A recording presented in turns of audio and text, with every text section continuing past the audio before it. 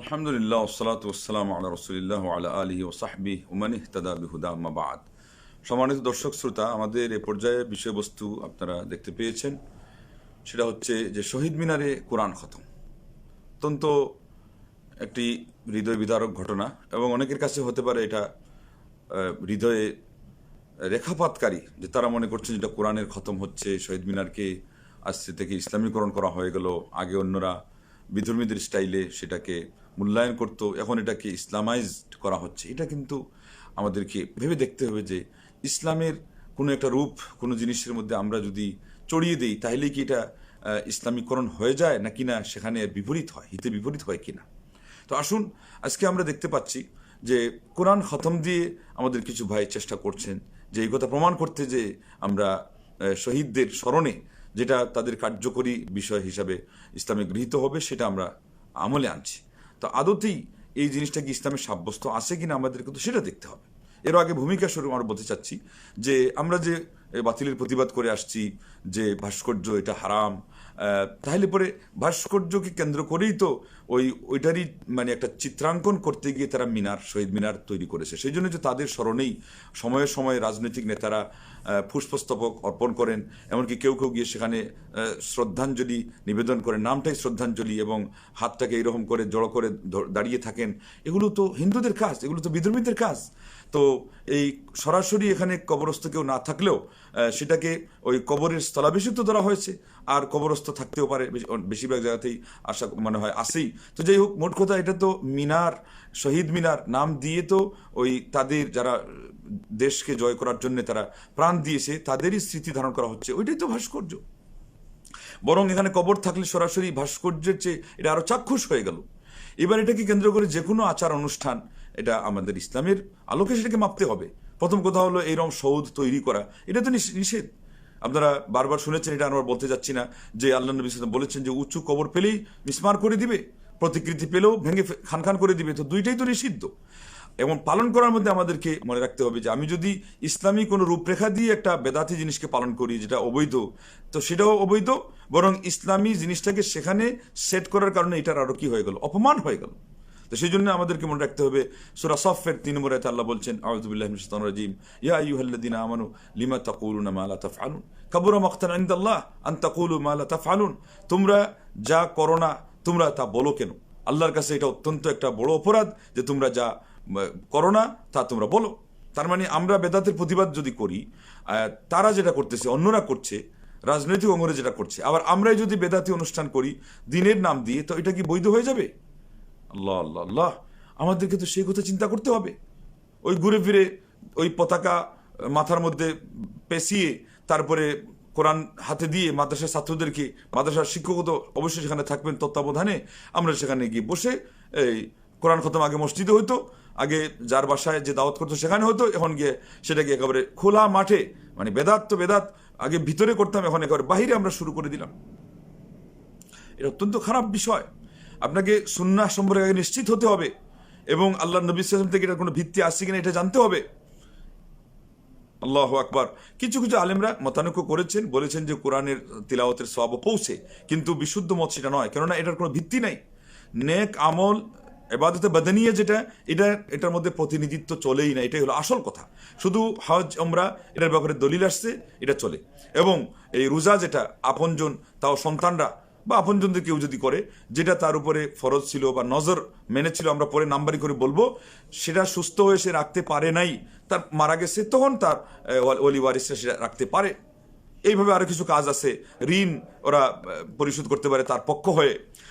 আরো কোনো অধিকার মানুষ নষ্ট করেছে, উত্তরাধিকার উনি দিয়ে যান নাই, এরা দিয়ে গেল, অথবা বেশ কম করে দিয়েছে, কারো নামে করে দিয়েছে, যেটা নামে করে দেওয়ার তার দায়িত্ব ছিল না, তার জন্য উচিত ছিল না, যেহেতু উত্তরাধিকার তো ফরজ যেটা অংশ আল্লাহ নিজেই ভাগ করে দিয়েছেন।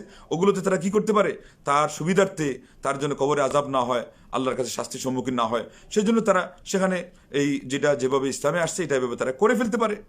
এরপরে পান করানোর ব্যবস্থা করতে পারে। আবু দাউদে হাদিস আসছে, সাদ রাদিয়াল্লাহু তাআলা আনহু আল্লাহ নবী সাল্লাল্লাহু আলাইহি ওয়াসাল্লামের কাছে গিয়ে চাইলে যে আমার মায়ের জন্য কিছু করতে পারি কিনা, তখন পরামর্শ করে যেটা হলো যে একটা নলকূপ তিনি করে দিলেন, এবং আল্লাহ নবী সাল্লাল্লাহু আলাইহি ওয়াসাল্লাম বললেন এটা হলো উম্মু সাদের নামে ওয়াকফ হয়ে গেছে। এইভাবে একটা হাদিসের মধ্যে আসছে আফদালুস সাদাকা সাকিউল মা, আফদালুস সাদাকাতি সাকিউল মা, উত্তম দান হচ্ছে পানি পান করানো। সহি আল জামের মধ্যে ইমাম আলবানী 1113 সিরিয়ালে এই হাদিসটাকে বিশুদ্ধ আখ্যা দিয়েছেন। তো এই যে জিনিসগুলো সংক্ষেপে আমরা বললাম, এগুলো বৈধ। এছাড়া কুরআন তিলাওয়াত, নামাজ, তারপরে আর অন্যান্য আপনি একটা কিছু করবেন, ওয়াজ মাহফিল তার নামে করে দিবেন, আর বলবেন যে আমি তার প্রতিনিধি হয়ে সব রেসানি জিনিসটা নিয়ে অনেক কথা আছে, কিছু কিছু ইমামদেরও সেখানে মত আছে, কিন্তু এটা বিশুদ্ধ না, শক্তিশালী না। আর বর্তমান যে পরিস্থিতি, এই পরিস্থিতি অনুযায়ী এটা আরও চলে না। বর্তমান পরিস্থিতিতে ইসালে সব দিয়ে উরুস হচ্ছে এবং মাজারে মাজারে আপনার নানান ধরনের এই সমস্ত বেদাতি অনুষ্ঠান হচ্ছে, বরং যেখানে শিরিক পর্যন্ত হয়।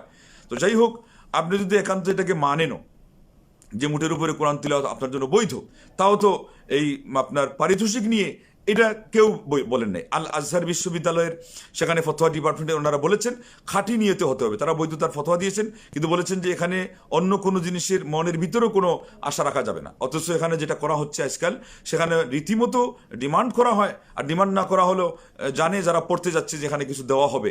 আর ইসলামী বিধানের শরীয়তের একটা রুল হলো মনে মনে যেটা জানা যায়, কানা আপন মনে জানা, সেটার বিধান হলো বাহ্যিক চুক্তির মতো, কাগজে কলমে লেখার চুক্তির মতো। হয়তো অ্যামাউন্টটা আমরা ঠিক করছি না, কিন্তু একটা যে কিছু দিবে এটা তারাও জানে আর ইনারাও জানে যারা নিবে, তাইলে পরে এটা হারাম তো হয়েই গেল। মোট কথা, কোরআন খতম মানুষ মারা যাওয়ার পরে সেটার কোনো বিধান নেই। মারা যাওয়ার আগে বেশ কিছু সালাফ থেকে, সাহাবাত থেকে আসার আসছে বাণী যে সূরা ইয়াসিনটা মুঠের উপরে পড়া, মুঠের উপরে তাও। কিন্তু মারা যাওয়ার পর থেকে এইভাবে ঘটা করে এটার কোনো বিধান সাব্যস্ত নেই। ফতোয়া যদি কোনো আলিম দেনও, তা কিন্তু এর কোনো ভিত্তি নাই, এই কথা সুস্পষ্ট।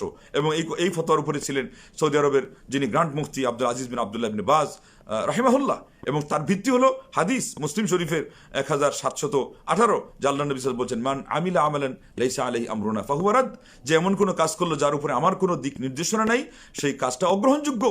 তাইলে আমরা করলে কি হবে, না করলেই কি হবে?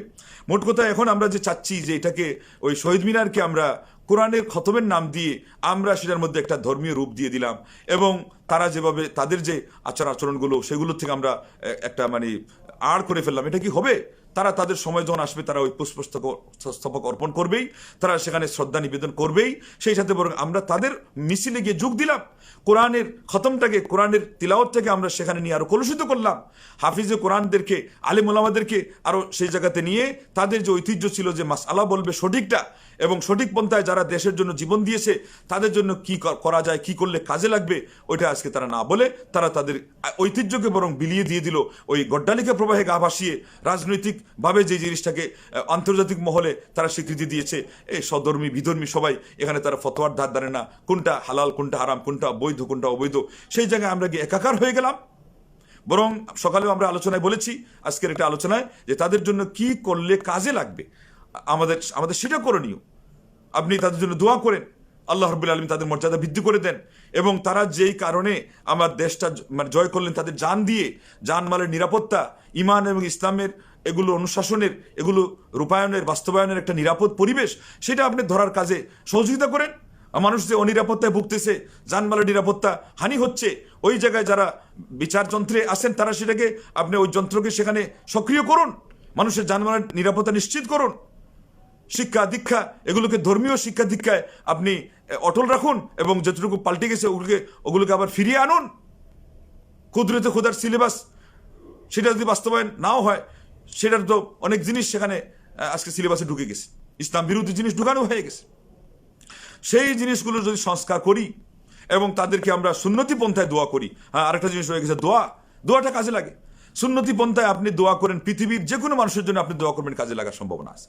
আর এই মানুষগুলো আমাদের দেশের জন্য, আমাদের জন্য তারা জানপান দিয়ে দিল, তাদের জন্য আপনি যদি দোয়া করেন অন্তর থেকে, কাজে লাগবে না? ইনশাআল্লাহ সেটা কাজে লাগবে। তো যাই হোক, আজকে আমরা ওই বিষয়ে বিস্তারিত বলতে যাচ্ছি না। যেটা বললাম যে এই জিনিসটা, এটা কিন্তু সঠিক হয় নাই, এই কাজটা উচিত হয় নাই। আমি এখন কোরআন সুন্নাহর পক্ষে যে কথা বলছি, ভাস্কর্যের বিপক্ষে প্রতিবাদ করছি, তাদেরকে এখন আর উত্তর দিতে পারবো না।